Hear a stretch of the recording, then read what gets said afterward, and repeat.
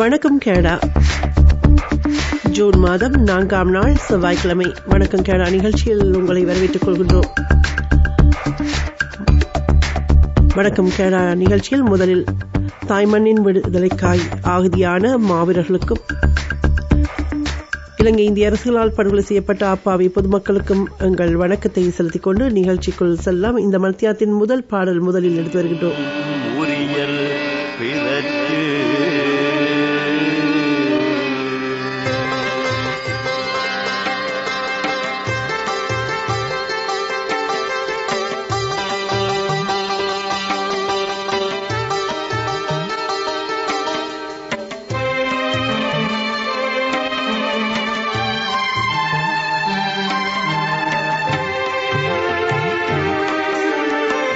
நாங்கள் விடும் மூச்சு நீங்கள் தந்தது, நாங்கள் விடும் மூச்சு நீங்கள் தந்தது, நாளை வரும் வாழ்வு உங்கள் உயிர்ப்பில் மலர்வது. நாங்கள் விடும் மூச்சு நீங்கள் தந்தது, உயிரின் உயிரான மாவீரர்களே, மாவீரரான எங்கள் மனித தெய்வங்களே, மாவீரரான எங்கள் மனித தெய்வங்களே.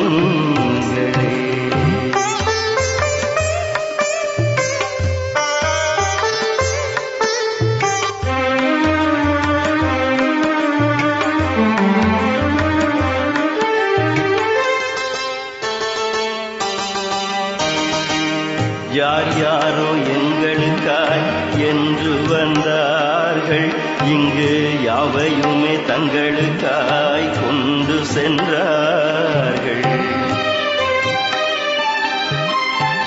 பேர் சொல்ல பிள்ளைகளே நீங்கள் வந்தீர்கள்,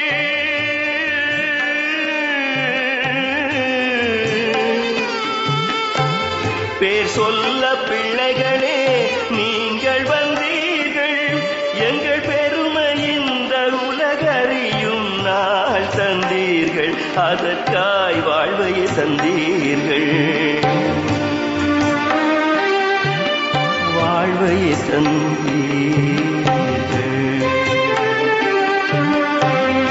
உயிரின் உயிரான மாவீரர்களே, மாவீரரான மனித தெய்வங்கள்.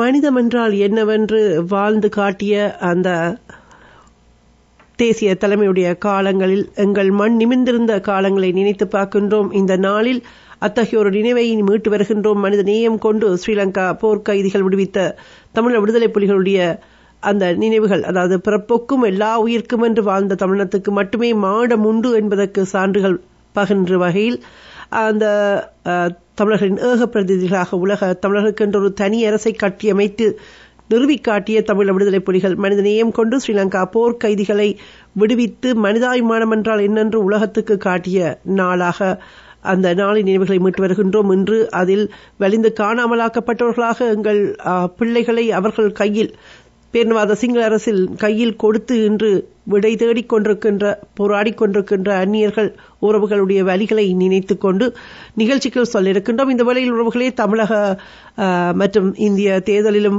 செய்திகள் பற்றி கேட்டிருந்தீர்கள். அது குறித்த ஒரு சிறப்பு சந்திப்பை நாங்கள் எடுத்து வருவதற்கு முயன்று கொண்டிருக்கின்றோம். எனவே அந்த வகையில் 2024 மக்களவைத் தேர்தல் பதிவான வாக்குகளை எண்ணும் பணி இன்று ஜூன் மாதம் 4 காலை சரியாக 8 மணிக்கு தொடங்கி நடைபெற்று வருகின்றது. இதுவரை வெளியான முடிவுகளின் அடிப்படையில் பாஜக கூட்டணி 290 இடங்களில் முன்னிலையில் இருக்கின்றது என்றும், எதிர்க்கட்சிகளின் இந்திய கூட்டணி 235 இடங்களில் முன்னிலை பெற்றிருக்கின்றது என்றும் அறிகின்றோம். இதர விடயங்கள் பற்றி பார்க்கும் பொழுது நாங்கள் அது பற்றிய விவரங்களை எடுத்து வருகின்றோம். அது குறித்த ஒரு சிறப்பு சந்திப்பை 2வது பகுதியில் எடுத்து வருகின்றோம். முதலில் இன்றைய நாளில் தாயகத்தில் எங்களுடைய சமகால விடயங்களை அரசியலை எடுத்து வருவதற்காக ஒரு சிறப்பு சந்திப்புக்குள் செல்கின்றோம்.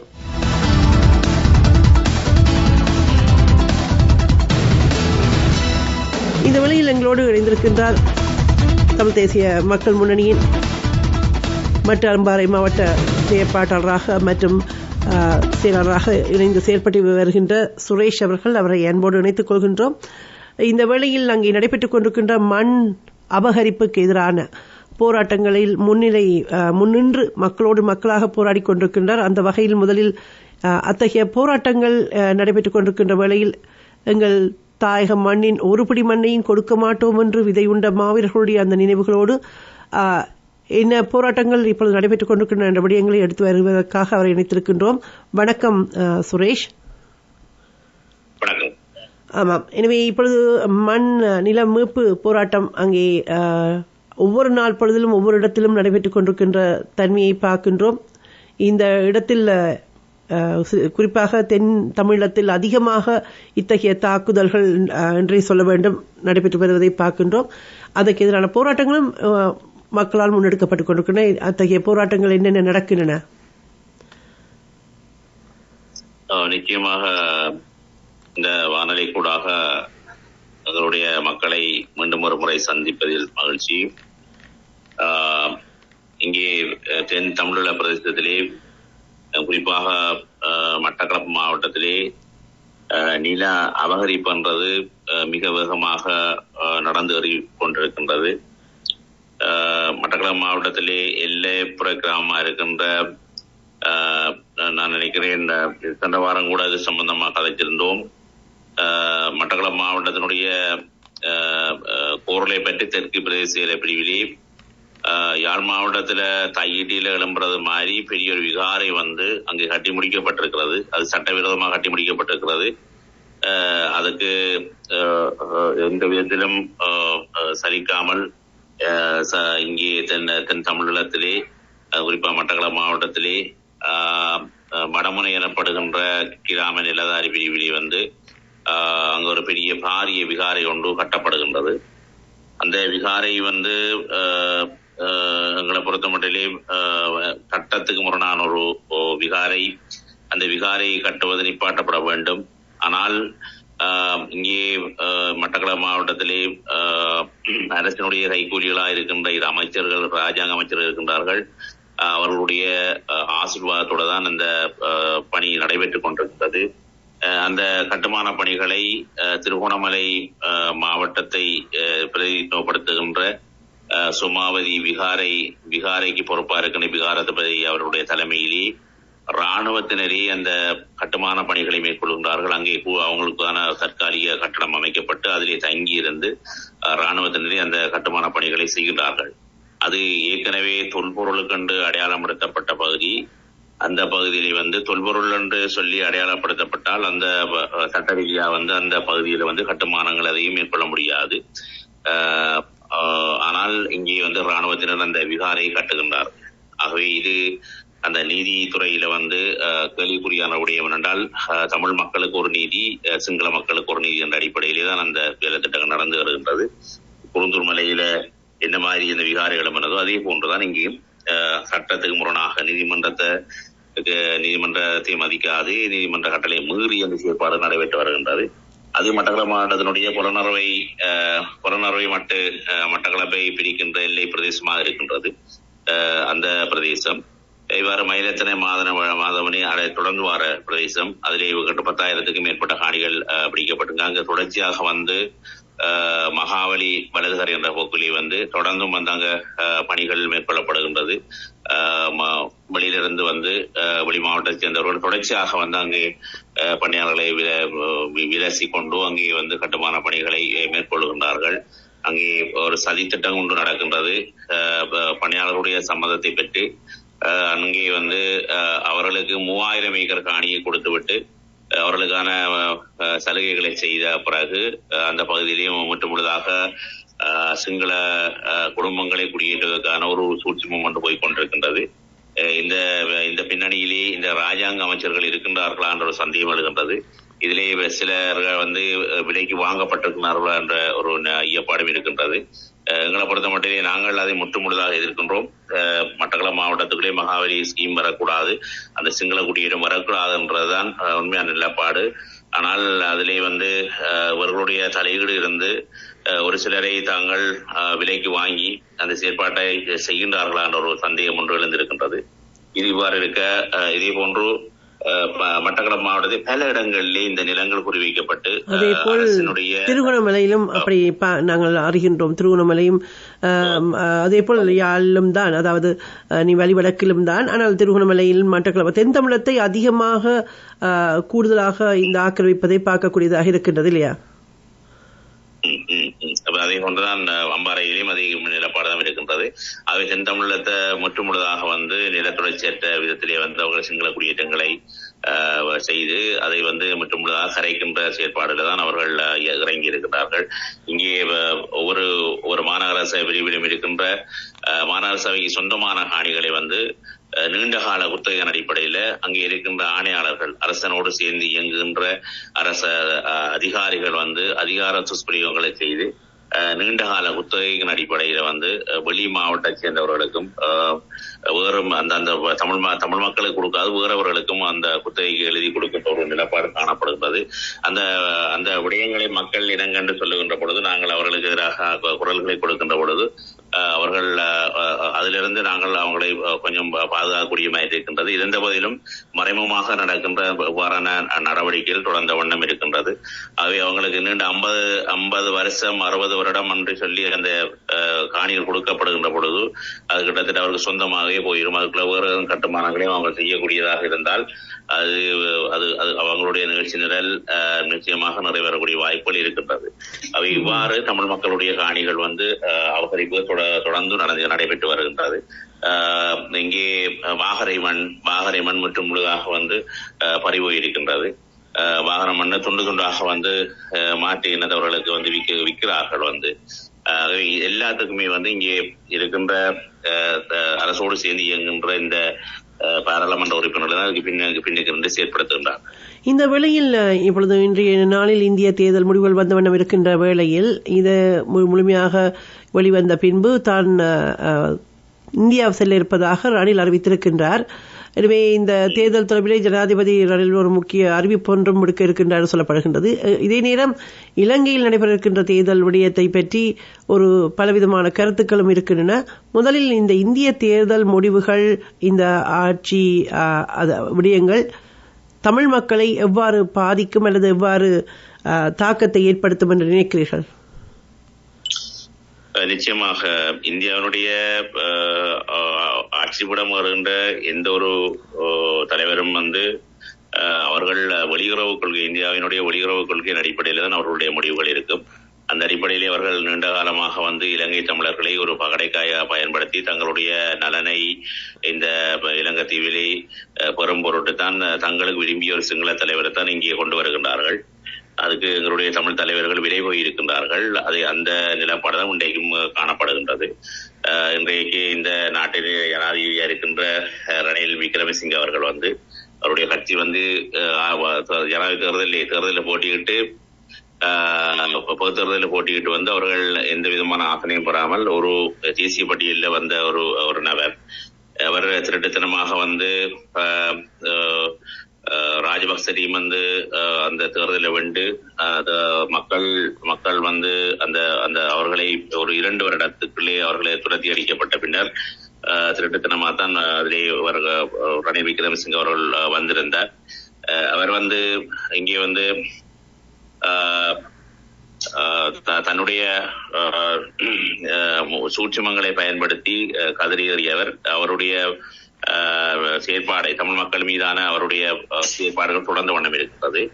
அவருடைய அதிகாரம் தமிழ் மக்களை பொறுத்தமட்டு தமிழ் மக்களுக்கு ஒரு மாவட்ட அடிப்படையில் மாவட்ட அதிகார சபை என்ற அடிப்படையில் அவர் உயர்ந்தபட்ச அதிகாரம் வழங்குவதாக கூறி அவர் தமிழ் தலைவர்களை கூப்பிட்டு சந்தித்திருக்கிறார் கடந்த காலங்களிலே.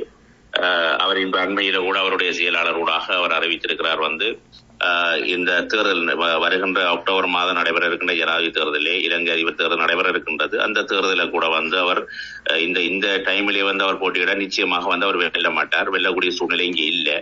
ஆகவே அவர் தன்னுடைய நரித்தனத்தை பயன்படுத்தி அந்த தேர்தலை 2 வருடங்களுக்கு பின்னுக்கு கொண்டு போறதுக்காக நாட்டினுடைய கடன் சுமைகளை காட்டி இந்த தேர்தலை நடத்த முடியாது என்றதும் காட்டி இந்த தேர்தலை பிற்போடுவதற்கான ஏற்பாடுகளை அவர் செய்து கொண்டிருக்கின்றார். நான் நினைக்கின்றேன் இந்த இந்தியாவுக்கு அவர் செல்ல இருக்கின்றதுக்கு காரணம் வந்து இந்தியா சொல்லுவ விடயங்களை எல்லாம் முழுக்கத்திலுமே கேட்டு அவரை அந்த தேர்தலை பின்னகற்றுவதற்கான ஒரு ஆதரவை கோரத்தான் அவர் செல்லக்கூடியதாக இருக்கும் என்று நாங்கள் நம்புகிறோம்.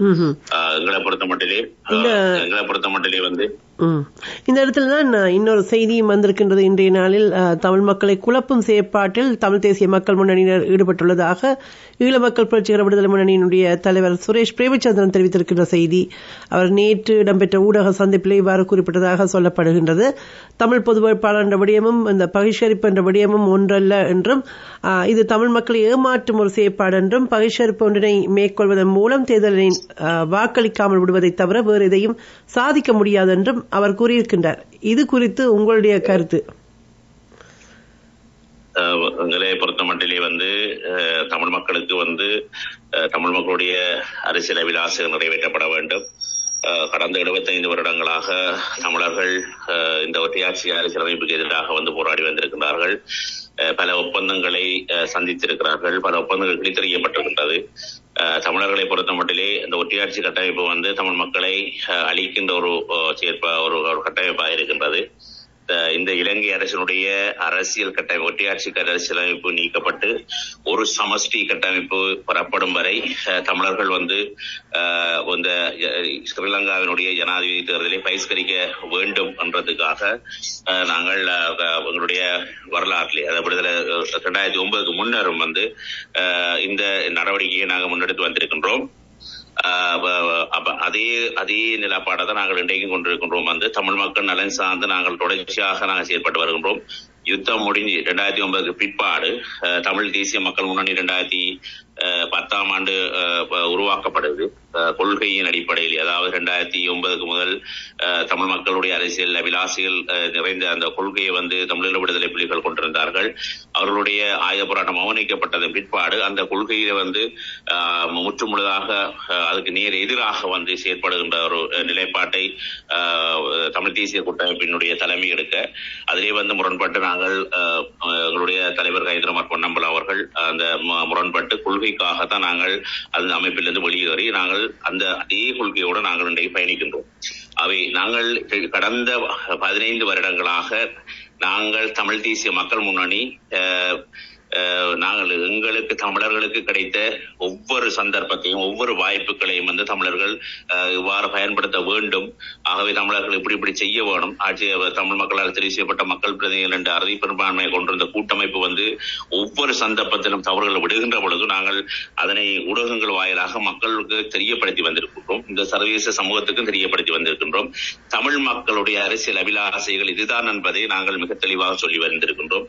எந்த ஒரு சந்தர்ப்பத்திலையும் நாங்கள் இந்த ஒற்றையாட்சி கட்டமைப்பை நாங்கள் ஒருபோதும் ஏற்றுக்கொள்ளவில்லை. 13வது திருத்தத்தை அந்த உட்பட்ட 13வது திருத்தத்தை ஒரு நாளும் ஏற்றுக்கொள்ளவில்லை.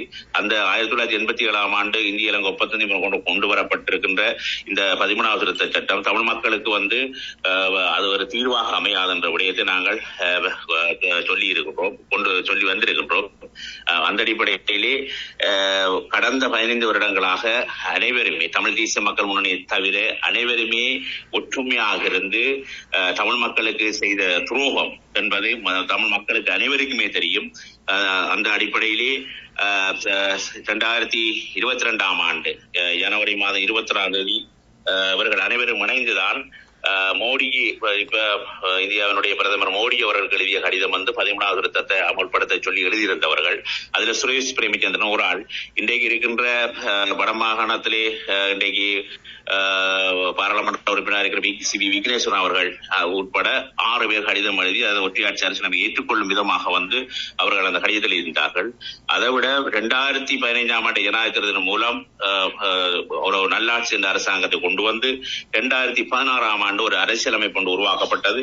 அந்த அரசியலமைப்பு ஒரு திருத்தம் ஒன்று கொண்டு வர வெளியிட்டவர்கள். அதிலே அந்த அரசியலமைப்பு அந்த சபையிலே அந்த பேரவையிலே 6 பிரதிநிதிகள் இருந்தவர். அதிலே கூட்டமைப்புடைய பேச்சாளர் சுமந்திரன் அவர்கள், அதே மாதிரி கட்சியினுடைய கூட்டமைப்புடைய தலைவர் சம்பந்தனையா அவர்கள் உட்பட 6 பேர் இருந்தவர்கள். அவர்கள் ஏகியராஜ் என்ற ஒற்றையாட்சிக்குரிய சொல்லை கொண்டு அந்த ஒற்றையாட்சி அரசியலமைப்பை தமிழ் மக்கள் இதுவரை காலமும் எதிர்த்து வந்த அந்த அரசியல் அமைப்பை அதை நிறைவேற்றும் விதமாக அவர்கள் தமிழ் மக்கள் மீது தமிழ் மக்கள் ஒரு துரோகம் வெளியிட்ட வேளையிலே தமிழ் தேசிய மக்கள் முன்னணி அதை பகிரங்கமாக எதிர்த்து மக்களை முனைத்து அந்த நடவடிக்கைக்கு எதிராக வடக்கும் கிழக்கிலேயும் நாங்கள் எழுகிறவள் என்ற மக்கள் எழுச்சியை காட்டி நாங்கள் அதனை முறியடித்திருக்கின்றோம். இன்றைக்கு அது கிடக்கின்றது. இவ்வாறு தமிழ் மக்களுக்கு சுரேஷ் பிரேமச்சந்திரன், சி.வி. விக்னேஸ்வரன், அதே போன்று ஏற்கனவே இங்கே இருக்கின்ற லோ பிளாட் அனைவருமே ஒற்றுமையாக நின்று தமிழ் மக்களுக்கு துரோகம் உள்ளதை தவிர இதுவரைக்கும் அவர்கள் எந்த விதமான தமிழ் மக்களுடைய அரசியல் அபிலாஷைகளை நிறைவேற்றும் விதமாக எந்த விதமான காரியங்களை செய்யவில்லை. இப்பையும் இந்த பொது வேட்பாளர் விடயம் என்பதும் ஒரு வல்லரசினுடைய, குறிப்பாக இந்த இந்தியாவினுடைய நலனை பேணித்தான் இவர்கள் களமிறக்கப்பட்டிருக்கிறார்கள். இவர்கள் ஒற்றுமையாக கடந்த காலங்களை செயற்பட்டு அவர்கள் தமிழ் மக்களுக்கு துரோகம் அளித்த அதே வேளையிலே இப்பவும் இந்த எடுக்கப்பட்டிருக்கின்ற நடவடிக்கை பொது வேட்பாளர் விடயமும் ஒற்றுமையாக இருந்து தமிழ் மக்களுக்கு மீண்டும் ஒரு சதி திட்டத்தை மேற்கொள்ளப் போகின்றார்கள். இவர்கள் தமிழ் மக்களுடைய நலன் சார்ந்து இந்த வேட்பாளர் நடவடிக்கையில் ஈடுபடவில்லை. இவர்கள் முழுக்க இந்தியாவினுடைய நலன் சார்ந்து தான் அனைவருமே முடிவெடுக்கின்றார்கள். இங்கே ஒரு சில சிவில் அமைப்புகள் என்ற ஒரு சிலர் வந்திருக்கின்றார்கள். இவர்கள் சிவில் அமைப்பு என்று சொல்லி சொல்றார்கள். ஆனால் உண்மையில இவர்களும் ஒரு எடுபடிகள் தான். எங்களை பொறுத்த மட்டும் மட்டக்களப்பு மாவட்டத்தில் ஒரு சிலர் இருக்கின்றார்கள். அதே போன்று வடமாகாணத்திலேயும் இருக்கின்றார்கள். இவர்கள் வல்லரசுகளாகத்தான் இங்கே இருக்கின்றார்கள். இவர்கள் சிவில் அமைப்பு மட்டிலே மக்களால் தெரிவு செய்யப்பட்டிருக்கிற அரசியல் கட்சிகள், மக்கள் பிரதிநிதிகளுக்கு தான் அந்த பொறுப்பு, மக்களால் தெரிவு செய்யப்பட்ட அந்த பொறுப்பு இருக்கின்றது. மக்கள் தொடர்பான முடிவுகள் எடுக்க வேண்டியிருக்கின்றது. சிவில் அமைப்புகள் ஆலோசனைகளை வழங்கலாம். ஆனால் அந்த இனத்துக்கான முடிவை எடுக்கிறது அந்த மக்களால் தெரிவு செய்யப்பட்ட பிரதிநிதிகள் தான் அதை எடுக்க வேண்டும், மக்களோடு இணைந்து. அவை ஒரு சிலர் சொல்ல பார்க்கிறார்கள், தாங்கள் அரசியல் கட்சிகள் இல்ல, நாங்களா தான் முடிவு எடுக்கிறோம் என்று சொல்லி. உண்மையில அதுக்கு பின்னணி இருக்கின்ற அவர்கள் இந்த பொது வேட்பாளர் விடயம் உண்மையில இங்க மக்களை யாரும் ஏமாற்ற முடியாது. மக்களுக்கு இந்த பொது வேட்பாளர் விடயத்தை சொல்லுகின்ற பொழுது நான் நினைக்கிறேன், ஏற்கனவே சி.வி. விக்னேஸ்வரன் அவர்கள் நான் நினைக்கிறேன் 3 மாதத்துக்கு முதலே அவர் அந்த விடயத்தை போட்டியிடுறதுக்கு பொது வேட்பாளராக போட்டியிடுறதுக்கு விரும்புவதாக கூறியிருந்தவர். ஆனால் அண்மையில் அவர் போன வாரம் ரணில் விக்ரமசிங்கே அவர்கள் யாழ்ப்பாணத்துக்கு சென்றிருந்த வேளையிலே அவர் அவருடைய உண்மையான முகத்தை அங்கே காட்டியிருந்தார்.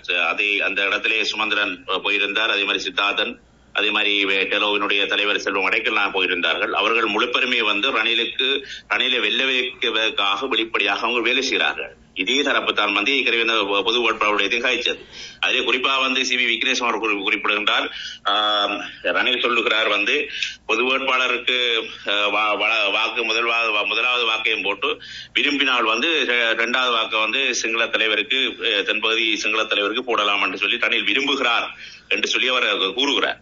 அப்ப ரணிலுடைய விருப்பமாக இருப்பது என்ன என்பது விக்னேஸ்வரன் மிக தெளிவாக சொல்லுகின்றார். அவை முழுக்களும் ரணிலை வெல்ல வைப்பதற்காக அவங்க போடுகின்ற ஒரு நாடகம் தான் இந்த பொது வேட்பாளர் விடயம். அவை கடைசியில இப்படி எல்லாம் சொல்லி போட்டு கடைசியில் சொல்வார்கள் மக்களே இல்லை, நீங்கள் இன்னாருக்கு ஆதரிங்கன்னு சொல்ல போறார்கள்.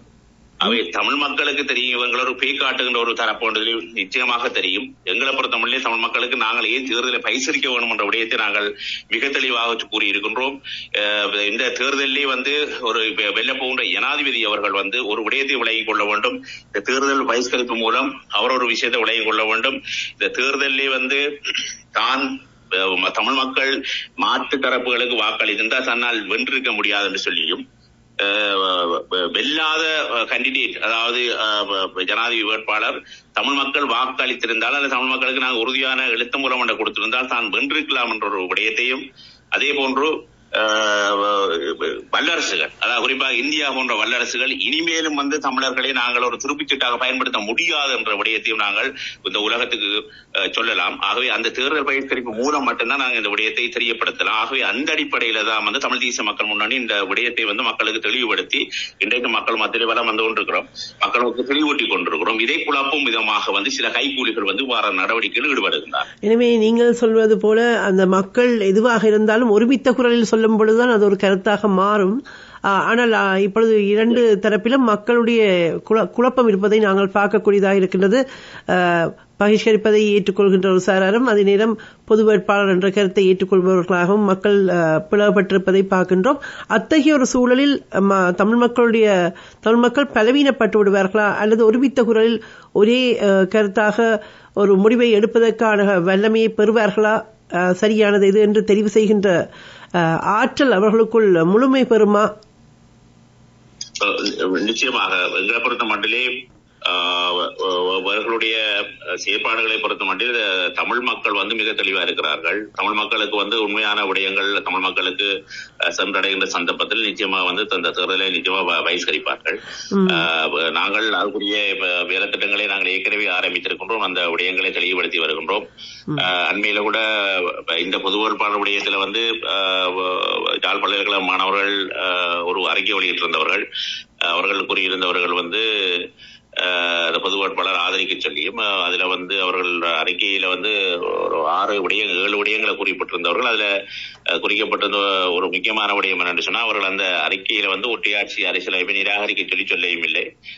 அந்த அறிக்கையில 13+13 சேர்த்து மேலும் அதிகாரங்கள் என்று சொல்லி குறிப்பிடப்பட்டிருந்தது. உண்மையிலே நாங்கள் மிக வேதனையான விடயம் என்றால், அவர்கள் பல்கலைக்கழக மாணவர்கள் அந்த ஒரு சிலர் பிழையாக அங்க இருக்கின்ற சில சக்திகளால வழிநடத்தப்படுகின்றார்கள் தான் நாங்கள் அந்த விடயத்தை நாங்கள் மாணவர்களுக்கு ஊடகங்கள் வாயிலாக தெரியப்படுத்தியிருந்தோம். யாழ் பல்கலைக்கழகம் என்பது ஒரு நீண்ட காலமாக இந்த எங்களுடைய விடுதலை போராட்டோட பின்னி பிணைந்த ஒரு கல்வி ஒரு நிறுவனம். நாங்கள் மிக சிக்கலான காலங்களிலே அடக்குமுறைக்கு உட்பட்டிருந்த காலங்களில் கூட நாங்கள் ஒரு ஜனநாயக இடைவெளி ஏற்படுத்தி ஜனநாயக போராட்டங்கள் மூலம் அந்த பல்கலைக்கழக சமூகம் சொல்றது ஒரு பெருமதியானது உலகம் கேட்கக்கூடிய மாதிரியான நிலப்பாட்டை தான் அந்த பல்கலைக்கழகம் இதுவரைக்கும் செய்து வந்திருக்கின்றது.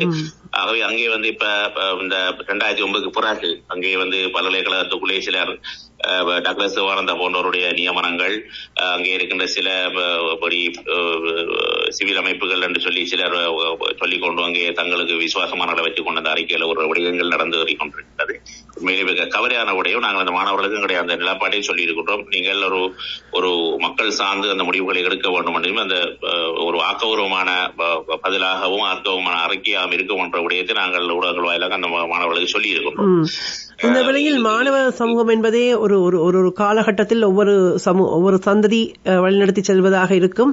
அது ஒரு நிலையான ஒரு அமைப்பியல் வடிவமாக இருப்பதில்லை. ஆனாலும் நீங்கள் சொன்னது போல் இருந்திருக்கின்றது 2009க்கு முன்பு. அதற்கு காரணம் அவர்களை வழிநடத்திய தேசிய தலைமை எங்களுடைய அந்த கட்டமைப்பு அல்லது அந்த அரசியல் வழிநடத்தல் எங்களுக்காக இருந்ததனால் மக்கள் முதல் மாணவர்கள் வரை சரியாக சிந்திக்கின்ற வாய்ப்பு இருந்தது. இப்பொழுது பார்க்கும் பொழுது இன்னொரு விடயம், இந்த தமிழிசை கட்சியின் முக்கிய உறுப்பினரும் வடக்கு மாநசபையின் அவைத்தலைவருமான CVK சிவஞானம் அவர்கள் இப்பொழுது மாறுபட்ட கருத்தை சொல்லியிருக்கின்றார். நான் தமிழ் பொது வேட்பாளருக்கு மாறானவன் என்ற கருத்தையும், அதில் இந்த ரணில் விக்ரமசிங்கவை ஜனாதிபதியாக்குவதற்குத்தான் இவர்கள் தமிழ் பொது வேட்பாளர்களை முன்வைத்தார்கள் என்ற அந்த கருத்தில் தான் உடன்படவில்லை. இந்த தமிழ் பொது வேட்பாளர் விடயத்தை முதலில் பேசியது சுரேஷ் பிரேமச்சந்திரன் தான். அது அவரது நியாயமான கருத்து. அதனை நான் பிழை என்று கூறவில்லை. எனினும் அதில் நான் உடன்படவே இல்லை என்று சொல்லி இருக்கின்றார். எனவே கட்சி முடிவெடுக்காமல் இருக்கின்ற பொது கட்சி என்று சொல்லி சில பேர் தனித்தனியாக சொல்வதை கண்டித்திருக்கின்றார். அவர் சொல்லியிருக்கின்ற விடயத்தில் இந்த பொது வேட்பாளர் விடயத்தில் கட்சியாக தாங்கள் எந்த முடிவும் எடுக்கவில்லை என்ற ஒரு செய்தியை சொல்லியிருக்கின்றார். வெறுமனே செயற்குழுவில் நாங்கள் பேசியிருந்தோம் என்று. எனவே இதுவரையில் பேசிக்கொண்டே இருக்கின்ற ஒரு விடயமாகத்தான் இந்த பொது வேட்பாளர் விடயம் இருக்கின்றதை ஒழிய அதை ஒரு சரியான முடிவுக்கு கொண்டு வந்ததாகவும் அங்கும் இல்லை. அவரே அதை சொல்லியிருக்கின்றதையும் பார்க்கின்றோம். இந்த பொது வேட்பாளர் விடயம் பேசியே காலம் இழுத்தடிக்கப்படுமே ஒழிய வேறொன்றும் இல்லை என்று. எனவே இங்கே என்ன நடக்கப் போகின்றது என்ற விடயங்களை மக்கள் பொறுத்திருந்து பார்க்க வேண்டும். இந்த வேளையில் புலம்பெயர்ந்த மக்கள் எங்களுக்கு நீங்கள் சொல்கின்ற செய்தி, இந்த கனடாவில் நாங்கள் பொங்கு தமிழ் நிகழ்ச்சி எழுச்சியோடு நடைபெற இருக்கின்றது செப்டம்பரில். எனவே இந்த தமிழ் மக்களுடைய பிளவு நிலைகளை கடந்து தமிழினம் ஒன்றுபடுவதற்காக உலகத் தமிழினம் எவ்வாறு சிந்திக்க வேண்டும், தாயகத்தில் எங்களுடைய மக்களுடைய நலன் சார்ந்து சிந்திப்பார்கள் என்பதில் மாற்று கருத்தில்லை. ஆனால் அதில் எந்த குழப்பமும் இல்லாமல் குழப்பவாதிகளுக்கு இடம் கொடுக்காமல் ஒரே திசையில் தமிழினம் ஒன்றுபடுவதற்கு புலம்பெயர்ந்த தமிழர்களுடைய கருத்தியல் ஒரு முக்கிய இடம் வகிக்கின்றது. அவர்களுக்கு நீங்கள் சொல்கின்ற கருத்து? நிச்சயமாக எங்களுடைய தாயக மக்கள் இங்கே படுகின்ற பட்ட துன்பங்கள் துயரங்கள் அனைத்துமே புலம்பெயர்ந்து வாழுகின்ற மக்களுக்கு தெரியும். இந்த அடிப்படையிலே எங்களுடைய விடுதலை போராட்டத்தின் போது எடுக்கப்பட்ட முடிவுகள் மிக சரியான ஒரு முடிவாக தான் நாங்கள் எங்களுடைய மக்கள் பார்த்திருந்தார்கள். அதே போன்றுதான் இன்றைக்கு நாங்கள் இந்த கொள்கை ரீதியாக நாங்கள் தமிழ் தேசிய மக்கள் முன்னணி இந்த தளத்திலே நாங்கள் 2 இந்த இறுதியான போராட்டங்களை செய்து நாங்கள் இந்த மக்களை இந்த நிலத்தையும் பாதுகாக்கின்ற நடவடிக்கையில் நாங்கள் இருக்கின்றோம். எங்களை பொறுத்தமட்டே திரு கஜேந்திரகுமார் பொன்னம்பலம் அவர்கள் கடந்த காலங்களிலே எடுத்த ஒவ்வொரு முடிவுகளும் மிகச் சரியாக இருந்தது. நாங்கள் திரு ரணில் விக்ரமசிங்கே அவர்களை நீங்கள் சந்திக்க கூடாது, எந்த விதமான நிபந்தனையும் இல்லாமல் சந்திக்க கூடாது, அவருக்கு சர்வதேச ரீதியாக ஒரு அங்கீகாரத்தை பெற்றுக் கொடுக்க கூடாது என்று கூறியும் கூட இந்த தமிழ் தலைவர்கள் போய் சந்திச்சு கடைசியா எவ்விதமான இதுகளும் இல்லாமல் எந்த இதுகளும் கொடுக்காமல் தமிழ் மக்கள் ஏமாந்ததுதான் மிச்சம். அதுக்கு இந்த தமிழ் தலைவர் தான் காரணம். நான் ஒரு முக்கியமான விடயத்தை இந்த இடத்திலே பதிவு செய்ய விரும்புகிறேன். எங்களுடைய புலம்பெயர்ந்த தேசத்திலிருந்த மக்கள் அவர்கள் அங்கே அவர்களுடைய உண்மையிலே அவர்களுடைய உடல்கள் தான் அங்கே நடமாடுகின்றது. ஆனால் அவர்களுடைய உயிர் இங்கேதான் தாயகத்தில் இருக்கின்றது. அதில் மாட்டுக்கருத்திலே கடந்த காலங்களிலே அவர்கள் இந்த மண்ணிலே ஏற்பட்ட அவலங்களின் போது, இயற்கை அனர்த்தத்தின் போது, தற்போதும் கூட அவர்கள் அவர்களுடைய சிந்தனைகள் பார்வையும் தாயகத்தை நோக்கி தான் இருக்கின்றது. இந்த நாட்டினுடைய வெளிவிவகார அமைச்சர் அலி சப்ரி அவர்கள் ஒரு சில தினங்களுக்கு முதல் அவர் புலம்பெயர் வந்த மக்களுடைய நிலப்பாடு பற்றி அவர் கூறியிருந்தார். மிகவும் ஒரு வன்மையான கண்டிக்கத்தக்க ஒரு விடயம். அவர் புலம்பெயர் மக்கள் இங்கே இருக்கின்ற மக்கள் மீது நீங்கள் அரசியல் தலைவர்கள் ஒன்றும் இதனக்கூடாது, இங்கே இருக்கின்ற தமிழ் மக்கள் மீது நீங்கள் வீண் இதுகளை செய்யக்கூடாது, அரசியல் ரீதியாக இங்க இருக்க மக்களுக்கு நாங்கள் கொடுக்க வேண்டியதை கொடுப்போம் என்று சொல்லி அலி சப்ரி அவர்கள் கூறியிருந்தார். உண்மையிலேயே நாங்கள் அந்த அவ்வாறான அறிக்கைக்கு நாங்கள் எங்களுடைய தமிழ் தேசிய மக்கள் முன்னணி சார்பாக மிக வன்மையான கண்டனத்தை தெரிவிக்கின்றோம். அவருக்கு அவர் ஒரு தேசிய பட்டியல் வாயிலாக கொண்டு வரப்பட்ட ஒருவர். அவர் அவருக்கு அதை விட அவருக்கு கொடுக்கப்பட்ட அமைச்சு பதவி வெளிவிவகார அமைச்சு. சிங்கள தேசம் எப்பயும் மாற்று ஒரு இன ஆளுக்குத்தான் அந்த வெளிவிவகார அமைச்சை கொடுப்பாங்க. இவங்களுக்கு தமிழ் மக்கள் மீது செய்த அநியாயங்கள் எங்களை தமிழ் பேசுகின்ற மக்களாலே நபர்களாலே வெளியிலே பொய் சொல்லி அதை காப்பாற்றப்பட வேணும் என்ற நோக்கத்தின் அடிப்படையிலேயே அந்த பதவி வழங்கப்படுகின்றது. நல்ல உதாரணம் லட்சுமண ராமர். புலம்பெயர் மக்களை பார்த்து நீங்கள் இது தலையிடக்கூடாது என்று சொல்வதற்கு எந்த விதமான அதிகாரம் இல்லை. அவர் வேணுமென்றால் அவருடைய சலுகைகளுக்காக மீண்டும் ரணில் விக்ரமசிங்கே தொடர்ந்து ஆட்சியில் இருக்க போறார். அப்ப நாங்கள் இப்படி சொல்லிக் கொண்டிருந்தால் மீண்டும் அந்த பதவி கிடைக்கும் என்ற ஒரு நிலப்பாட்டுக்காகவும் அந்த அறிக்கையை விட்டிருக்கலாம். எங்களை பொறுத்த மட்டிலே நாங்கள் முஸ்லீம், அவர் ஒரு முஸ்லீம் இனத்தை சேர்ந்தவர், சகோதர முஸ்லீம் இனத்தை சேர்ந்தவர். புலம்பெயர் மக்களை பார்த்து அவர் கூறியதை நாங்கள் மிக வன்மையாக கண்டிக்கின்றோம். நாங்கள் பட்ட துன்பங்கள், துயரங்களை அந்த மக்கள் மறக்கவில்லை. எங்களுடைய இளம் தலைமுறையினர் புலம்பெயர் தேசத்திலே இனத்தின் விடுதலைக்காக அவர்கள் கொடுக்கின்ற குரல்கள் தான் இங்கே நாங்களோட மக்கள் கொஞ்சம் நேரம் நாங்கள் நிமிர்ந்து நடக்கக்கூடியதாக இருக்கின்றது. அவை எங்களுக்காக போராடுகின்ற எங்களுடைய புலம்பெயர் தேச மக்களை யாரும் இங்கிருந்து குறை கூறுவதை நாங்கள் ஒருபோதும் அனுமதிக்க மாட்டோம். நாங்கள் அதுக்கு எதிராக நிச்சயமாக குரல் கொடுப்போம். அலி சப்ரியை பொறுத்த மட்டில நாங்கள் முஸ்லிம் மக்களை அதாவது இங்கே வடக்கு கிழக்கு முஸ்லிம் மக்களை பொறுத்த மட்டில மிக நேர்மையான முஸ்லிம் தலைவர்கள் இருக்கின்றார்கள். முஸ்லிம் மக்களுக்கு நடக்கின்ற அநியாயங்களை நாங்கள் ஐநா வரைக்கும் போய் நாங்கள் சொல்லி இருக்கின்றோம். எங்களுடைய தலைவர் கஜேந்திரகுமார் பொன்னம்பலம் அவர்கள் முஸ்லிம் மக்களுக்கு 2009 ஆயுத போராட்டம் மௌனிக்கப்பட்ட பிறகு முஸ்லிம் மக்கள் மீது அவர் சிங்கள தேசம் கை வைத்தது. சிங்கள தேசம் கை வைக்கின்ற பொழுது அந்த அநியாயங்களை எங்களுடைய கஜேந்திரகுமார் பொன்னம்பலம் அவர்கள் ஐநா மனிதரிமை பேரையிலே அதை வன்மையான கண்டனத்தை தெரிவித்து அந்த விடயத்தையும் அவர் மிக சாதகமான வைத்திருந்தவர். ஆகவே எங்களை பொறுத்தமட்டிலே வடகிழக்கில் இருக்கிற தமிழ் மக்களும் முஸ்லிம் மக்களும் ஒன்றிணைந்து இந்த தமிழர் வடகிழக்கு தமிழ் தேசத்திலே வாழ வேண்டும். அதுக்குரிய அங்கீகாரத்துக்காகத்தான் நாங்கள் தொடர்ந்தும் நாங்கள் போராடி கொண்டிருக்கிறோம். ஆகவே இப்படிப்பட்ட சலுகைகளுக்காக 81க்காக இந்த இவ்வாறான அலி சப்ரி போன்றவர்கள் செயல்படக்கூடாது இந்த வானொலி ஊடாக நான் தெரிவிப்பதோடு புலம்பெயர்ந்து தேசத்தில் இருக்கிற மக்கள் நீங்கள் சரியான அரசியல் நிலைப்பாட்டை அறிந்து அந்த அந்த அந்த தரப்பை நீங்க பலப்படுத்த வேண்டும். எங்களை பொறுத்த மட்டிலே நான் நினைக்கிறேன் நாங்கள் மிக மிக அர்ப்பணிப்போட மிக பொறுப்போட இந்த மக்கள் மத்தியிலே மிக பொறுப்போட நடந்து கொள்கின்றோம். எங்களோட மக்களுக்கான விடுதலை எட்டும் வரை நாங்கள் அந்த அரசியல் விடுதலை அரசியல் என்ற இலக்கை வைத்துக் கொண்டே நாங்கள் எங்களுடைய போராட்டங்களை முன்னெடுக்கின்றோம். எங்களுக்கு நாங்கள் தேர்தல் அரசியலுக்கு அப்பால வந்து இந்த விடுதலை அரசியல் தான் எங்களுக்கு பொருத்தமானது. அந்த அரசியலை தான் நாங்கள் செய்து கொண்டிருக்கின்றோம். அவை புலம்பெயர்ந்த தேசத்தில் இருக்கிற மக்கள் அனைவரும் வந்து எங்களுடைய கருத்தை எங்களுடைய தலைமைத்துவத்தின் கருத்தை பலப்படுத்த வேண்டும். எதிர்கால இந்த ஜனாதிபதி தேர்தலில் கூட வந்து நீங்கள் கரிசனை எடுக்க வேண்டும். இந்த ஜனாதிபதி தேர்தல் எங்களுக்கு தமிழ் மக்களுக்கு ஒரு பெரிய அளவுல ஒரு செல்வாக்கு செலுத்தாவிட்டாலும், ஆனால் வடக்கு கிழக்கில் இருக்க மக்கள் வந்து தங்களுடைய வாக்குரிமை இருந்தும் வந்து நாங்கள் அந்த வாக்கை அளிக்கவில்லை என்றதை உலகத்துக்கு சொல்ல வேணும். பகிஷ்கரிக்கின்ற விடயம் வந்து மிக தெளிவாக அந்த உலகத்துக்கு தெரிய வேண்டும். பெரும்பாலான நீங்கள் வந்து இங்க இருக்கின்ற உறவுகளுக்கு நீங்கள் நிச்சயமாக சொல்லுங்க, வாக்குச்சாவடிக்கு நீங்கள் நிச்சயமாக போகக்கூடாது என்ற விடயத்தை உங்களுடைய இங்க உறவுகளுக்கு இங்க இருக்கிறவர்களுக்கு நீங்க தெரியப்படுத்த வேணும். அனைவரும் வந்து தமிழ் தேசிய மக்கள் முன்னணி பின்னால நிற்க வேணும் என்றதை குறிக்கொள்ளணும். ஏனென்றால் நாங்கள் அந்த விடுதலை அரசியல் முன்னோக்கி செல்லுகின்றோம். நாங்கள் ஒரு பலமான ஒரு கட்டமைப்பாக வந்து எங்களுடைய மக்களோட விடுதலையை பெற்றுக் கொள்வதற்காக நாங்கள் தொடர்ந்தும் வந்து உங்க மக்களோட சேர்ந்து இந்த மண்ணிலே போராடுவோம். நன்றி.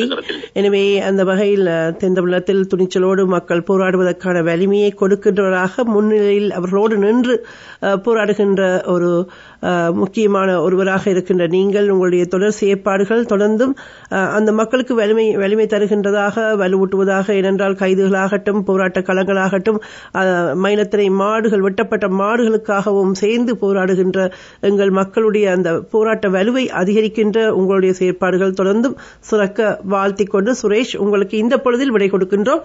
பிறிதொரு பொழுதில் உங்களோடு பேசிக்கொள்வோம். நன்றி உங்களுக்கு. காற்றலையில் உறவுகளே, வணக்கம் கேடா நிகழ்ச்சியில் இணைந்திருக்கின்றீர்கள். இந்த வேளையில் நாங்கள் ஒரு சிறப்பு சந்திப்புக்கு காத்திருந்தோம், ஆனால் அது வாய்ப்பில்லாமல் இருக்கின்றது. இருப்பினும் நான் இந்திய தேர்தல் முடிவுகள் பற்றி சில விடயங்களை சொல்லலாம். அந்த வகையில் 292 2024 மக்களவைத் தேர்தல் பதிவான வாக்குகளை எண்ணும் பணி இன்று காலை தொடக்கம் ஆரம்பித்த நிலையில் இதுவரை வெளியான முடிவுகளின் அடிப்படையில் பாஜக கூட்டணி 292 இடங்களில் முன்னிலையில் இருக்கின்றது. எதிர்க்கட்சிகளின் இந்தியா கூட்டணி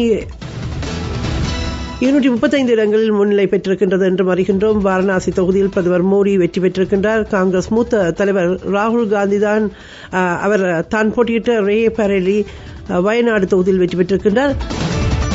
இதே நேரம் தமிழகத்தில் திமுக கூட்டணி முன்னிலை வகிக்கின்றது. சரி, இந்த வேளையில் உறவுகளை இணைத்துக் கொள்கின்றோம். வணக்கம். வணக்கம் சிவாதினி. வணக்கம் சோமசுந்தரம் ஐயா. முதல்ல என்னதுன்னா 15 வருட கால இந்த முள்ளிவாய்க்கால் மௌனித்த பிறகு இந்த தமிழ் தேசிய மக்கள் முன்னணி இதை நான் இப்படி கதைச்சோன்னு இவர் சோமசுந்தரம் என்பவர் அவர்களுக்குத்தான் சாமரை வீசுகிறவர். அவருக்கு தமிழ் தேசிய மக்கள் முன்னணிக்குத்தான் அவையின் இதில் தான் கதைச்சு கொண்டிருக்கிற இந்த கருத்துக்களை உண்மையாக இந்த தேசிய வானொலியில மறுக்கிறார். ஏனென்றா இந்த 15 வருட காலத்துக்குள்ள தமிழ் தேசிய மக்கள் முன்னணி இவ்வளவு உறுதியோடையும் வீச்சாக இல்லாமல் இருந்த இப்பவோ வடக்கு கிழக்கு சிங்களமயமாக்கலுக்கு மிகவும் வீச்சாக முன்னெடுக்கப்பட்டிருக்கும். அப்ப இன்றைக்கு இந்த தமிழ் தரப்புல அந்த காலத்துல பிள்ளை கட்டபொம்மன் வீரபாண்டிய கட்டபொம்மனுக்கு ஒரு எட்டப்பன், பண்டாரவன்னியனுக்கு ஒரு காக்கவன்னியர், இன்றைக்கு எத்தனை காக்கவன்னியங்களும் எத்தனை எட்டப்பன் மேலும் சிங்களம் விலைக்கு வாங்கி வச்சிருக்கு. சிங்களம் மிகவும் இலகுவாகத்தான், மிகவும் சிம்பிளா சொல்லுவாரு, மிகவும் இலகுவாகத்தான் இந்த சிங்களமயமாக்கலை செய்கிறது. இந்த மட்டக்களப்பில் நிலப்பரப்பு திட்டமிட்டு எங்களுக்கு தெரிய நடத்தப்படுகிறது சொல்லி, அப்ப இதற்கு கைகூலிகளார் பிள்ளையான் வியாழந்திரன் மட்டுமல்ல, அதாவது முகமூடி தமிழகத்தின் விடிவில் கரிசனை உள்ளவர்கள் போல காட்டிக்கொள்ளும் மட்டக்களப்பு ஆளுநர் செந்தில் தொண்டமான், தமிழக கட்சி சாணக்கியர், இன்னும் சிவில் அமைப்பு வளர்ந்த பிரதிகள், இவர்கள் தான் எல்லாரும் துணை. ஆனா அடுக்கிறது என்னது? ஆடு நினைக்கிறோ உன அடுக்கிற கதை தான் இங்க நடந்து கொண்டு இருக்கு.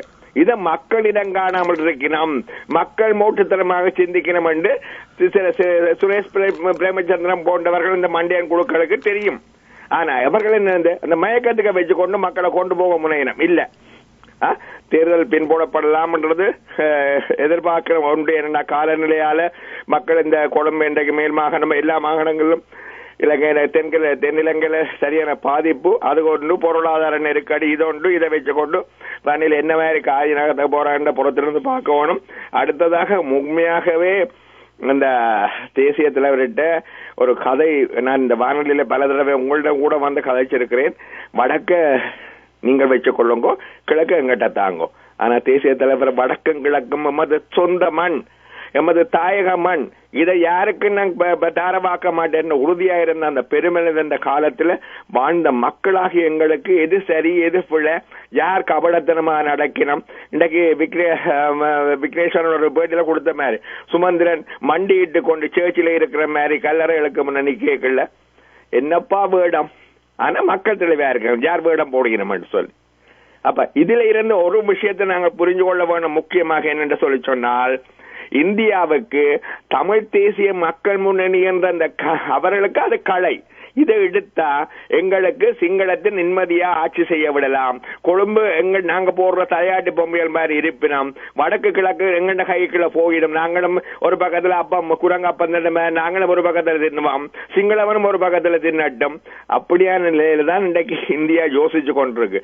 இதுல நாங்கள் விழிப்படைய வேண்டிய நேரமும் இந்த பொது வேட்பாளர் இறுதியாக இந்த பொது வேட்பாளர் விஷயம். சிவிக சிவஞானம் என்ன சொல்றாரு எது சொல்றாருன்னு தெரியாது. வயது வந்த காரணத்தினால மாறி மாறி கதைக்கிறது தெரியாது. ஆனா ஒரு முக்கியமான விஷயம், இந்த மக்கள் இதுவரையும் நாங்கள் தெளிவாக இருந்தோமா, இப்ப தெளிவடைய துவங்கி இருக்கிறோம். அப்ப அந்த தெளிவடைய விடாமல் மீண்டும் அந்த குட்டியை குழப்ப வேண்டும் என்றதுக்காகத்தான் நாங்கள் சர்வதேசத்துக்கு ஒருத்தி சொல்வோம் நாங்கள் எல்லாரும் இப்படி இருக்கிறோம். இன்னும் யார் பொது வேட்பாளர் மக்கள் முன்ன வைக்க போற கோரிக்கை என்ன, தனக்கு என்ன எதற்காக வாக்களிக்க வேண்டும், எதுவுமே இல்லை. இன்னும் பேசிக்கொண்டுதான் இருக்கணும், கலந்துரையாடல் செய்து கொண்டுதான் இருக்கணும். ஆகவே ஒரு தெளிவு, முக்கியமாக தேர்தலை பகிஷ்கரிப்பதும் அது ஜனநாயக உரிமை. தேர்தலை பகிஷ்கரித்து இவ்வளவு தமிழனும் ஒட்டுமொத்தமாக சிங்களத்தால் ஏமாற்றப்படுகிறார் என்பதனை சர்வதேசத்துக்கு சொல்லிக்கணும். சிங்கள தேசத்துக்கு சொல்ல தேவையில்லை, தெரிஞ்ச விஷயம். சர்வதேசத்துக்கு உரத்த குரல் சொல்லிடலாம் என்பது ஒரு குறியீடு. நன்றி நன்றி நன்றி. காற்றையில் வணக்கம் கேட நிகழ்ச்சியில் உறவுகளை இணைத்துக் கொள்ளும் பொழுது இது இணைந்திருக்கின்ற அடுத்த உறவு. வணக்கம். வணக்கம் சோதனை, இது அம்பியா. வணக்கம் அம்பியா. நீங்க சுரேஷ் அவர்களை கொண்டு வந்தீர்கள். அவைகள் செய்கிற பணிகளுக்கு நாங்கள் நன்றியுற கடமைப்பட்டிருக்கிறோம் என்றால் நிலத்திலிருந்து செய்கின்ற பணிகள் நாங்கள் இங்கிருந்து பேசுகின்றோம்.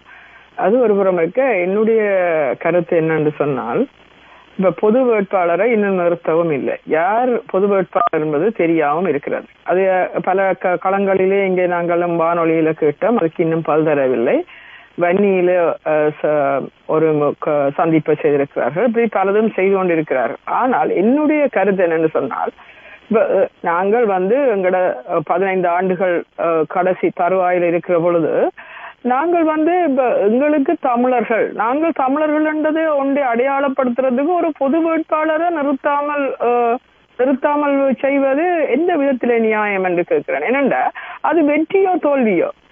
நாங்கள் முன்னர் திரு சிவாஜிலிங்கம் அவர்களை நிறுத்தி தோல்வி கண்டோம். ஆனால் எங்களுக்கென்று ஒரு அடையாளம், நாங்கள் அடையாளம் பற்றி பேசுகிறோம். எங்களுக்கென்று ஒரு தமிழர்களுக்கென்று ஒரு தலைவரை நாங்கள் தெரிவு செய்கிறோம். அதனுடைய விளைவுகளை மக்கள் சிந்திக்க வேண்டும். அவர்கள் போய் வாக்களிக்க வேண்டும், அல்ல வாக்களிக்காம விடலாம். அது நடக்காம விடலாம். ஆனால் தமிழர்களுக்கு ஒரு வேணுண்ட சர்வதேசத்துக்கு காட்டுறோம் என்ன, நாங்கள் சிங்களத்துக்குலாம் இருப்போம், எங்களுக்கு வேற ஒன்று மாட்டோம், நாங்கள் அவர்களுக்குள்ளதான் நாங்கள் இருப்போம். எங்களுக்கு ஒரு தலைவர், எங்கள் தலைவர் மௌனிக்கப்பட்டார், எங்களுக்கு ஒரு தலைவரை ஏன் நாங்கள் நிறுத்தக்கூடாது? சர்வதேசத்துக்கு நாங்கள் ஏன் காட்டக்கூடாது? இந்தியான்னு சொல்லிக்கொண்டு இந்தியாவை விடுவோம். இந்தியாவுக்குள்ள ஆனால் ஒருவன் நெடுகோமே அவர்கள் பிழை செய்வார்கள் என்று நாங்கள் நினைத்துக் கொண்டிருக்கலாது. ஏனென்றால் இது சிங்களத்தினுடைய இது எல்லாம் தெரிந்து கொண்டுமே வருகின்ற தலைவர்கள், வந்து கொண்டிருக்கின்ற தலைவர்கள், இன்றைக்கு இருக்கின்ற தலைவர்கள் எல்லாருக்கும் சிங்களத்தின் முகங்களும் தோள்களும் எல்லாம் தெரிஞ்சு கொண்டும் அதுக்குள்ளதான் கிடக்க வேண்டும் என்று நினைக்கிற இந்த அரசியல்வாதிகள் எல்லாரையும் விட்டுட்டு ஒரு பொது வேட்பாளரை கொண்டு வந்துங்க. தமிழர்களும் இருக்கிறோம், எங்களுக்கும் ஒரு தலைவன் இருக்கிறான். நீங்கள் வாக்குகளை போட்டா போடுங்கோ, போடாட்டி போங்கோ. எங்களுக்கு ஒரு தலைவன் தமிழன் என்ற ஒரு அடையாளத்துக்காக ஒருவனை நிறுத்தாமல் ஏன் இருக்கிறீர்கள்? அப்படி என்றால் நிலத்தில் இருக்கின்ற தமிழர்கள் இன்றைக்கு நாங்கள் சிங்களத்துக்கெல்லாம் இருப்போம் அப்படி என்றதை உலகத்துக்கு காட்ட போறார்களா 15வது வருடம் முடிவிலும்? இதுதான் என்னுடைய கேள்வியாக இருந்தது சிவவதனி. இல்ல கேட்கிற பொழுது சிவவதனி என்னன்னு சொன்னா, எல்லாருடைய கருத்துக்களும் எல்லாருடைய சந்திப்புகளும் இப்படியே பேசி இழுத்துக்கொண்டு ரப்பர் மாதிரி சுவிங்க மாதிரி இழுத்து கொண்டு போகுது. ஒரு முடிவே வராதா? அப்படின்னா நாங்கள் இன்னும் எத்தனை ஆண்டுகள் இப்படி இழுபட்டு கொண்டிருக்க போறோம் சோதனை? பொது வேட்பாளர் நம்ப முடியாம இருக்கிறது.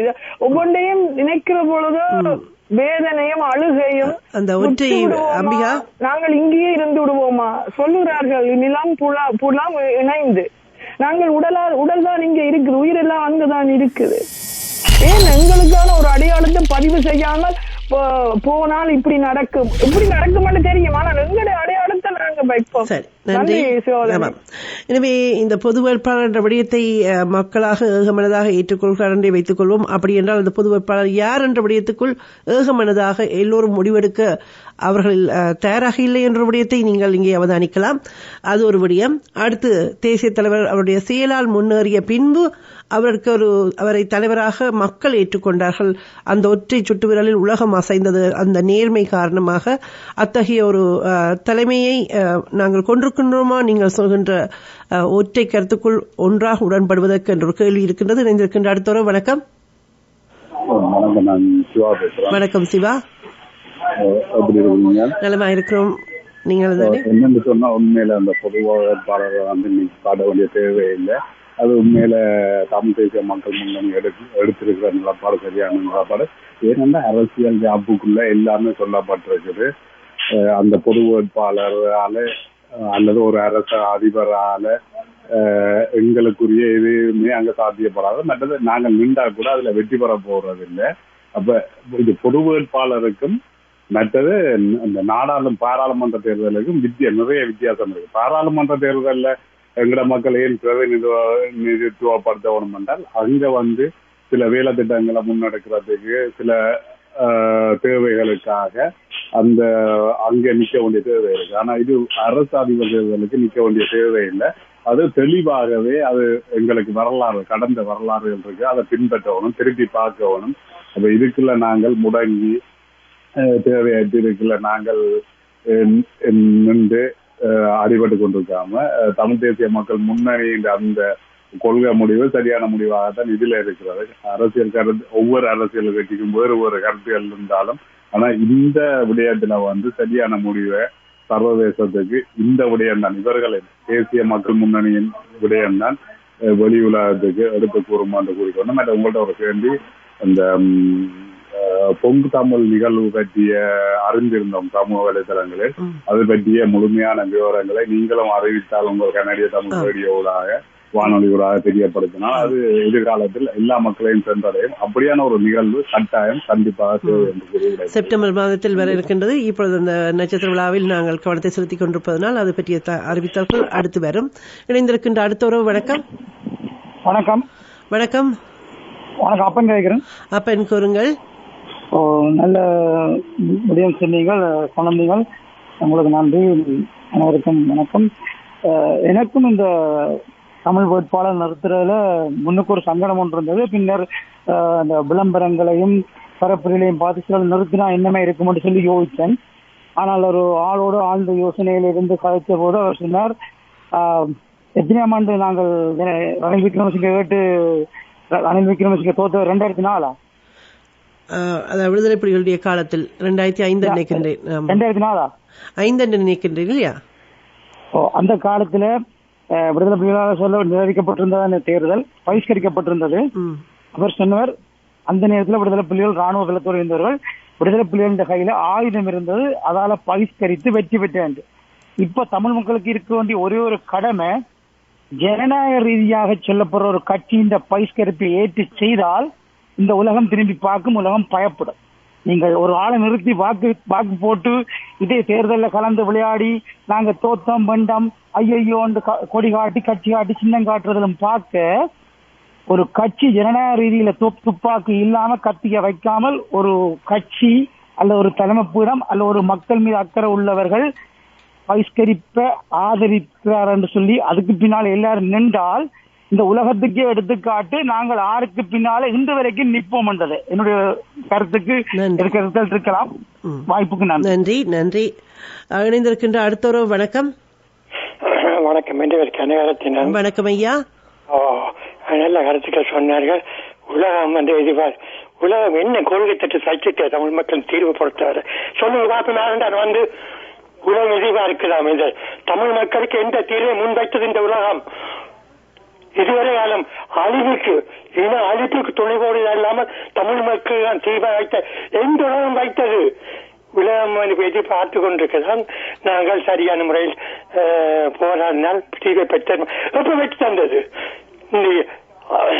42ஆம் ஆண்டு தொடக்கம் இத்தகைய போராட்டங்களில் உலகம் எந்த தீர்வை பெற்றுத்தர முயற்சி செய்தது? அழிவைத்தான் ஏற்படுத்தியது. உலகம் தீர்மானிக்க கூடாது என்கிற பிரச்சனை நாங்கள் தீர்மானிக்கணும். தேசிய தலைமை தீர்மானித்தது. இந்த உலகம் தான் அழித்தது. இந்த உலகம் தான் அழித்தது இல்லாமல் தேசிய தலைமை இல்ல. தேசிய தலைமை தீர்வை நோக்கி போராடும் போது இந்த அழித்த உலகத்தை திரும்ப இந்த உலகத்தை திரும்பி பார்க்க வைக்கணும். இந்த உலகம் திரும்பி பார்க்க என்ன செய்ய போகுது? என்ன செய்தது? எதை செய்யும்? சொல்லுங்க பாப்போம். நன்றி அம்மா. நன்றி. இந்த வகையில் இந்த பகிஷ்கரிப்பு அல்லது தேர்தலை புறக்கணிப்பு என்பது இப்பொழுது நடந்ததல்ல, தேசிய தலைவருடைய காலத்தில் நடைபெற்றது என்ற ஒரு விடயத்தை நாங்கள் கவனிக்க வேண்டும். தமிழ் மக்களினுடைய அபிலாஷைகள் ஏற்காத எந்த ஒரு வேட்பாளரையும் நாங்கள் ஆதரிக்க மாட்டோம் என்று 2005 தேசிய தலைவர் அந்த முடிவை எடுத்துட்டார். பகிஷ்கரிக்கிற முடிவை நாங்கள் எடுக்க இல்லை. அதுக்கு முதல் 1931களில் யாழ்ப்பாண இளைஞர் காங்கிரஸ் பகிஷ்கரிச்சிருக்கு. முதலாவது பகிஷ்கரிப்பு அப்ப அரங்கேறியது. பகிஷ்கரிப்புன்றது எங்கட கோரிக்கைகளை அதி உச்சமாக வலியுறுத்துகின்ற ஒரு பொறிமுறை. அந்த காரணங்கள் தேசிய தலைவர் என்ன காரணத்துக்காண்டி ஜனாதிபதி தேர்தலை 2005 பகிஷ்கரித்திருந்தாரோ அதே காரணம் 2015 இருந்தது, 2019 இருந்தது, இன்றைக்கும் இருக்கு. அதனாலதான் நாங்கள் பகிஷ்கரிக்கிறோம். எனவே அது சட்டத்தரணி சுகாஷ் ஒரு ஊடகத்துக்கு வழங்கிய செவியிலிருந்து. எனவே தேர்தலை புறக்கணித்தல் என்பது ஒரு ஒட்டுமொத்த குரலான ஒரு வடிவம் என்பதை தேசிய தலைமை அவருடைய காலத்தில் எங்களுக்கு நிறுவிக்காட்டிய ஒரு விடயம். இந்த இனம் ஒன்றுபட வேண்டும் தன் கொள்கையின் அடிப்படையில் என்ற விடயத்தில் நாங்கள் இன்னும் உள்ளக விசாரணை, இலங்கை அரசுக்குள் தீர்வு என்ற விடயங்களை நம்பியிராமல் நாங்கள் எங்களுக்குரிய போராட்டத்தை இங்கே கரண்டமையா கூறியது போல் நாங்கள் தான் போராட வேண்டும், நாங்கள் தான் எங்களுடைய விடயங்களை தீர்மானிக்க வேண்டும் என்ற நிலைப்பாடுகளை எடுக்க வேண்டும், யாருக்காகவும் அல்ல என்ற விடயத்தை வலியுறுத்திக் கொண்டு உறவுகளுடைய கருத்துக்களை உள்வாங்கினோம். அந்த வகையில் உறவுகளும் கேட்டுக்கொண்டிருந்தார்கள். நன்றி கூறி நிறைவுக்கு வருகிறது. வணக்கம்.